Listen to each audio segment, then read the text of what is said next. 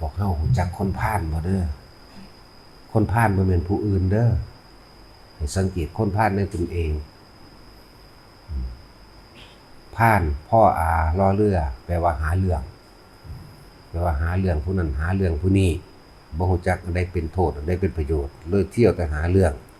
พาลอันนึงคือพ่อสำเภาสระอารอเรือแปลว่าภาระเกี่ยวกันนี่ต้องแยกเป็นภาษาไทยไม่ฟังที่จริงแล้วคำว่าคนพาลตัวเดียวกันนั่นแหละคนที่ไม่รู้จักอะไรเป็นโทษอะไรจักเป็นประโยชน์เป็นคนที่ชอบหาเรื่องบุคคลผู้อื่นแล้วนำเรื่องต่างๆเข้ามาเป็นภาระแห่งตนแหละคนพาลเป็นจังซั่นสังเกตคนพาลในตนเองคนพาลในตนเองเป็นจังไดเวลาเห็นเขาให้ทานหยังก็สร้างบ่ยินดีบ่มีโมทนาบ่ร่วมอยากมีส่วนแห่งบุญกับเขาแห่งความให้ทานกับเขาอิจฉาริษยาเขาเวลาเขาให้ทานก็บ่โมทนาทานกับเขามันเฮ็ดเอาหน้าดอกมันเฮ็ดไปเพราะสำนั้นล่ะนี่คือคนพาลอีนี่มันเฮ็ดจังสั่นมันจังซี่เป็นแบบนั้นมันเป็นแบบนี้นี่เรียกว่าพาลหาเรื่องใส่ตัวเองนั่นแหละมันเลยเป็นภาระแห่งตนเรียกว่าคนพาลเห็นเขาได้ดีกว่าโตบัดเห็นเขาได้รับรางวัลนั้นแล้วว่าบางวันนี้หรือต่างๆที่ได้รับแม้กระทั่งความสรรเสริญเยินยอจังซี่ก็พาลคือกันอย่าไปเชื่อมันตัวคนดอกอีนี่เฮ็ดเอาหน้าซื่อๆดอกไปเด้นี่คือคนพาลแล้วคนพาลบ่ยินดีกับการให้ทานผู้อื่นคนพาลบ่ยินดีกับการที่เห็นผู้อื่นได้ดีกว่าตนนี่แหละเอิ้นว่าคนพาลสังเกตคนพาลในเจ้าของเองเด้อเป็นแบบนี้คนพาลนั่นน่ะ แม้กระทั่งว่าถึงผู้คนผู้อื่นจะพูดดีเพียงใดก็ช่างที่เป็นประโยชน์เพียงใดก็ช่างคนพาลจะมีสันดานเก็บสิ่งที่เป็นภาระแห่งตนเข้ามาคือเก็บเอาแต่อารมณ์บ่ดีอารมณ์ร้ายอารมณ์คัดง้างอารมณ์ไม่เห็นด้วยอันเกิดจากความอิจฉาริษยานี่แหละ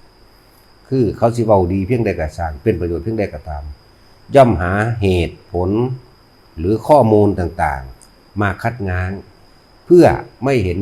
ให้เห็นดีด้วยกับบุคคลผู้ให้ความรู้ที่เป็นประโยชน์นี่คือคนพาลคนที่บ่รู้จักเลยหรือเรื่องราวที่บ่เคยอยู่ในเหตุการณ์เลยหรือแม้กระทั่งยกเอาตัวอย่างขอบโลกขอบจักรวาลก็สามารถนำเข้ามาเพื่อที่จะหักล้างความเห็นของผู้อื่นแม้นเป็นความเห็นที่ถูกต้องก็ตามดีก็ตามมีประโยชน์ก็ตามกูสิหักล้างอย่างเดียวนี่คือคนพาลคนพาลคือเฮาเองนั่นแหละเห็นเขาไปแจกทานมองได้กระชักอิจฉาริษยาเขาย่านเขาดีได้หนากว่าตัวเองเฮายกตัวอย่างใกล้ๆที่คือพวกเฮาเห็นเฮาไปเฮ็ดโรงทานมองหันมองนี้ขนาดเอารูปผู้ให้ทานลงไปใส่บ่ให้เอาลงนั่นคือคนพาลเข้าใจบ่ล่ะบ่ให้ติดมาเฮ็ดอันคมกันมาเฮ็ดบวชกันแม้กระทั่งชื่อเสียงยังหวงนี่คือคนพาลเด้อและชื่อเสียงก็ยังหวงได้นั่นน่ะบานี้แม้กระทั่งเขาจักไปสร้างประโยชน์ให้กับบ้านตนเองให้กับพวกตนเองสถานที่ของตนเองบ่ยอมรับนี่เรียกว่าคนพาลสิบ่ยินดีกับการให้ทานบ่ยินดีกับชื่อเสียงของไผบ่ยินดีกับสิ่งที่เป็นประโยชน์เลยนี่เรียกว่าคนพาลคำว่าประโยชน์นี่เป็นประโยชน์ส่วนรวมประโยชน์ของผู้อื่นคนพาลสิหักล้างตลอดเลยสังเกตเบื้องโลดถ้าเป็นคนแบบนั้นแหละให้หลีกออกเสียให้ลบออกให้หลีกออกอย่าคบอย่าไปคบเด้เพราะกับคบกับบุคคลเช่นไรเขาจะค่อยๆซึมซาบเอ็นเอียงแล้วจะกลายเป็นดังบุคคลเช่นนั้นคบคนเห็นแก่ตัวก็จะกลายเป็นคนเห็นแก่ตัวและให้คบนักปราชญ์บัณฑิตให้คบนักปราชญ์บัณฑิตมักให้ทานและสรรเสริญทานของบุคคลผู้อื่นนี่คือนักปราชญ์บัณฑิตมักให้ทานโดยบ่หวังสิ่งใดตอบแทนและก็สรรเสริญทานของบุคคลผู้อื่นไปพร้อมนี่เลยเรียกว่ายินดีในการให้ทานของบุคคลผู้อื่นโครงการใดความคิดใดที่เป็นประโยชน์ต่อบุคคลผู้อื่นดูแล้วฟังแล้วนี่ไม่มีโทษยินดีนี่คือนักปราชญ์บัณฑิตเฮาก็สิได้ค่อยๆซึมซาบเอาอุปนิสัยนิสัยวาสนากับนักปราชญ์บัณฑิตจนถึงว่ามันเป็นบารมีสามารถที่สิทำอหยังก็ได้สำเร็จ ให้เบิ่งคนพาลในเจ้าของเด้อบ่ได้ให้ไปเบิ่งคนพาลผู้อื่นเมื่อเห็นผู้อื่นน้อมเข้ามาสู่ตนเอหิปัสสิโกน้อมเข้ามาโอ้กูสิบ่เป็นจังซี่คนจังซี่มีแต่คนรังเกียจคนแบบนี้แต่ว่าเฮาบ่ได้ไปเทียบรังเกียจเขาแต่ว่าให้เทียบเข้ามาดูคนพาลในหัวใจเราคนแบบนี้สร้างแต่โทษให้เจ้าของเองโทษเจ้าของเองโทษผู้อื่นพร้อม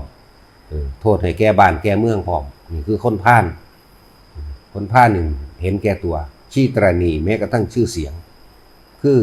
อยากให้แต่ผู้อื่นยกย่องตนเองว่าตนเองดีอยากให้คนอื่นยอมรับตัวเองจึงเที่ยวพาลไปทั่วมาเป็นภาระแห่งตนนี่แหละลักษณะคนพาลเป็นแบบนี้เว้าพื้นอิจฉากล่าวตู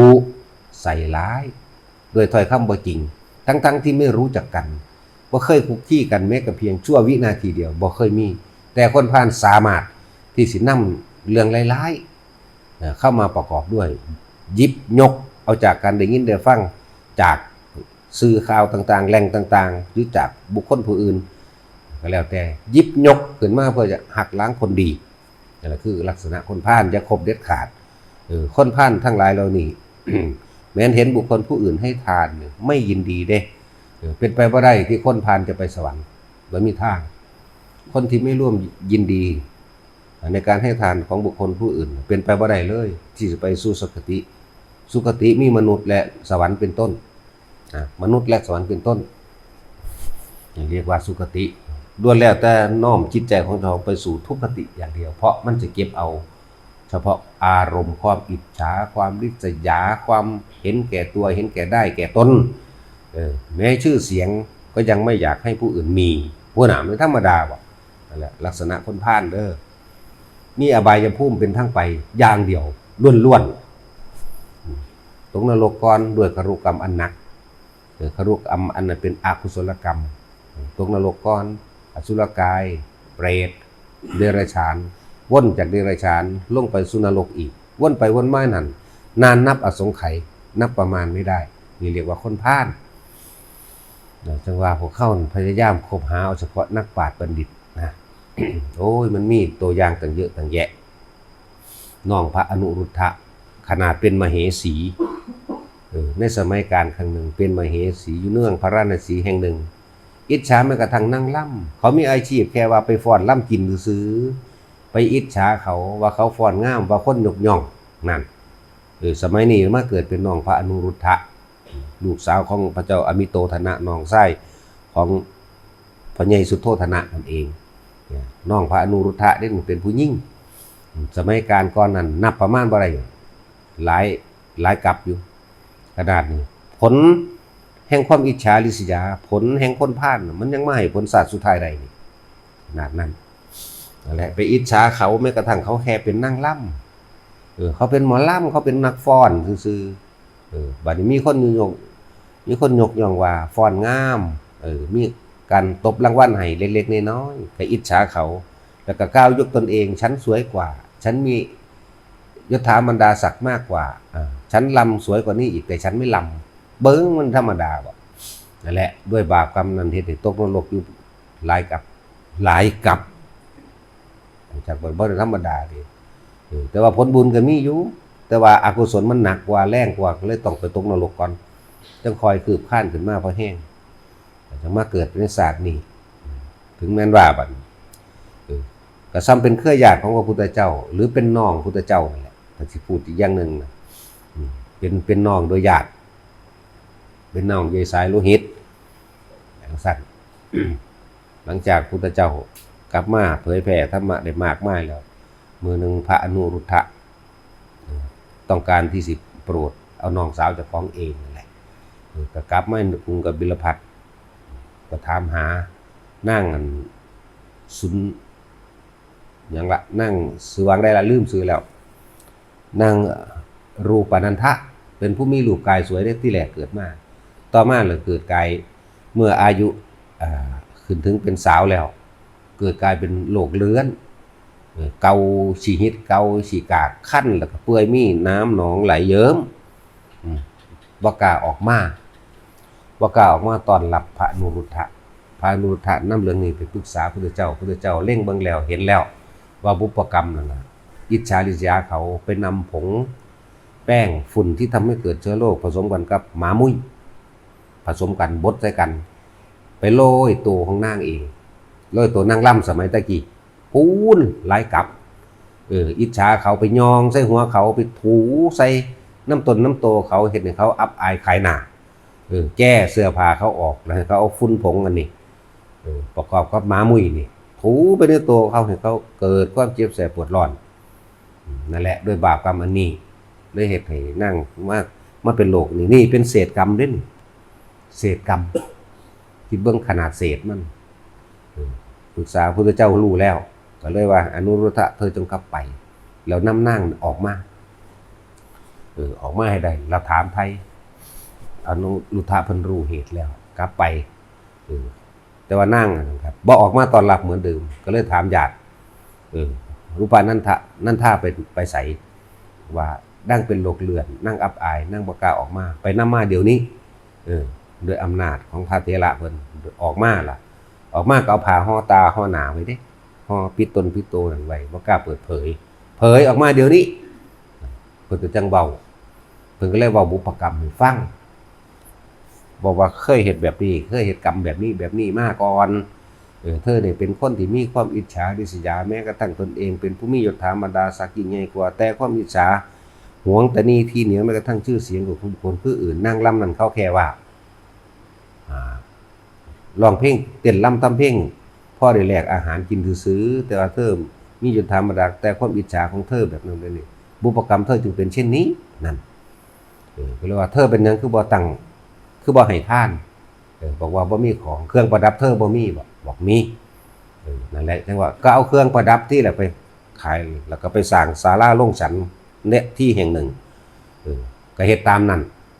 พอแต่เฮ็ดตามนั้นก็นิมนต์พุทธเจ้ามาพุทธเจ้าก็เทศนาซ้ำอีกที่นึงเพราะว่าสร้างโรงฉันสร้างโรงหอฉันนั่นแหละและอาสนะที่ตั้งน้ำตั้งบาตรที่ล้างน้ำล้างบาตรหลายอะไรอย่างเดี๋ยวนำออกมาต่อหน้าพุทธเจ้าพระพุทธเจ้าก็แสดงธรรมไปจิตใจของนางเองก็เคลิบไปตามธรรมทรงกระแสแห่งความคิดไปเห็นความเป็นจริงเห็นตรงกับคำสอนพระพุทธเจ้าพอดีพระพุทธเจ้าเทศนาเสร็จปึ๊บก็หายจากโลกขี้เหือนขี้หิดคือเก่านั่นแหละพอดีกับบรรลุโสดาบัน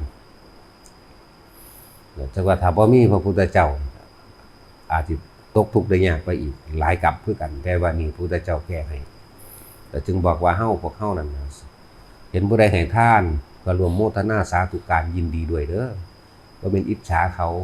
แม่นของท่านนั่นเฮาสิมองเห็นแล้วว่าเป็นของต่ำบ่เป็นตาแซ่บของเจ้าของเองนั่นแหละเห็นเขาตำแจ่วหมักพริกมีผักกฐินมีข้าวปั้นนึงอย่าไปว่าเด้โมทนานำเด้อเพราะเขาเลิศเฉพาะเขาแล้วเป็นไปตามลำดับของผู้บ่มีมันก็ต่างกันดังนั้นคือสุดยอดเขาแล้วบางคน แต่แค่ว่าเขาทับพี่เดียวนึงโดยบ่มีกลับสำตัวแล้วจังว่าบอกเตือนพวกเฮาไว้ว่าไผทานยังไงช่างโมทนาเลยล้วนแล้วจะเป็นกำไรเฮาล้วนๆท่านผ่าเช็ดน้ำพื้นเดียวกับช่างเขาน้ำขวดเดียวกับช่างแม้กระทั่งว่าดอกไม้ดอกเดียวกับช่างนะเห็นบอกเขาคือจังเขาท่านดอกบัวเขาบ่มีอีหยังสิดีก็นั่นแล้วเขาก็หาสิ่งที่ดีที่สุดดอกบัว3ดอก2ดอก1มีเบิดเด้ที่เขาก็เห็นมาอยู่แล้วเขาก็เป็นผู้เคยรับมาอยู่แล้ว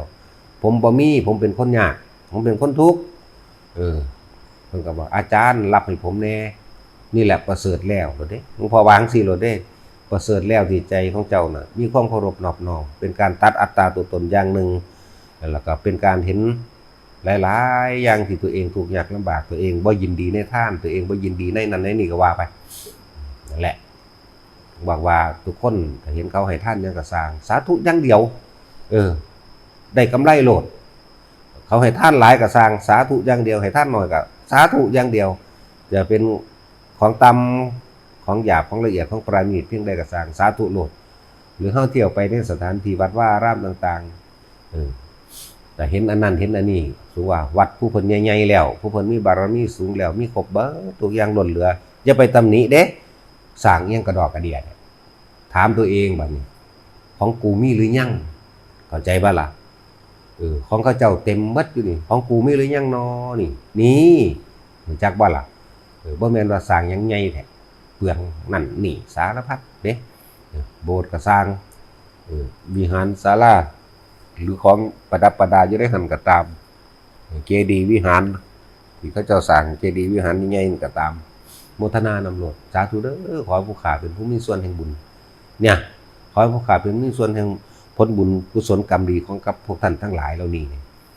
เคยเว้าอยู่เด้มาตลอดอยู่เด้ขนาดเฮาเหลียวเห็นบัดซื่อๆนี่มันยังนึกในใจเลยสาธุผู้ข้าเป็นผู้มีส่วนแห่งผลทานบุญกุศลกรรมดีกับทุกท่านนึกแค่นี้นึงได้ล่ะบางที่ปีติเกิดขึ้นวืดมันได้บ่ธรรมดาเด้เป็นมาตลอดแล้วก็เฮ็ดมาตลอดแล้วจังว่าทุกคนนั่นน่ะเบิ่งคนผ่านในตัวของเองเด้อแม้นสิเห็นคนอื่นผ่านเข้าใจว่าการกระทำเช่นนั้นเป็นโทษแต่ว่าเฮานำตัวนั้นกลับมาปรับปรุงเปลี่ยนแปลงดัดแปลงตัวของเองกูสิบ่เป็นจังซี่เห็นบ่ล่ะนั่นคือว่าคำว่าคนผ่านแปลว่าคนมีภาระมากหาเรื่องแล้วก็เกิดกลายเป็นภาระแห่งตนอย่างสั้นคนผ่านมีคติเดียวอบายภูมินั่นล่ะพอ